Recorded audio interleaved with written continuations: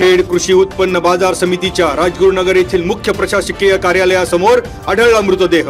Khed police ठाण्यात आकस्मिक मृत्यूची नोंद, मृतदेहाची ओळख पटली।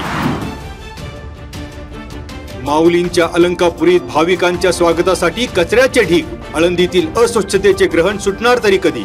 भाविकांसह स्थानिक नागरिकांचा संतप्त सवाल। खेड कृषी उत्पन्न बाजार समितीच्या चाकण उपबाजारात कांद्याची 7000 क्विंटलची आवक, उच्च दर्जाच्या कांद्याला मिळाला 2500 रुपये भाव। तळेगाव बटाटा प्रति क्विंटल 2300 रुपये भाव।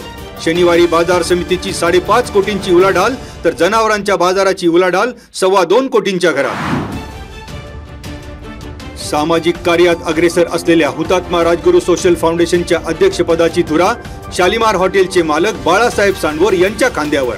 अध्यक्षपदी नाजनीन शेख तर सचिव पदाची माळ अमर टाटिया यांच्या गळ्यात। 2025 ते 2027 या 2 वर्षासाठी झाली नव्या पदाधिकाऱ्यांची निवड। नव्या पदाधिकाऱ्यांवर होतोय अभिनंदनाचा वर्षाव।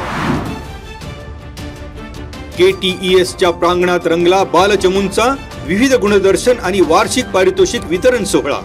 नृत्य आविष्काराद्वारे वृक्ष संवर्धन, मोबाईलचा गैरवापर, सैनिकांचं शौर्य, रामकथा, संत गोरा कुंभारांची भक्ती आणि विविधतेतून एकतेचे घडविले दर्शन।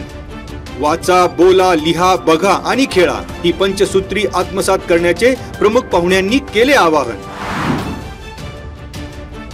दौंडकरवाडी येथे पुण्यातील आबासाहेब गरवारे महाविद्यालयाचे विशेष श्रमसंस्कार शिबिर।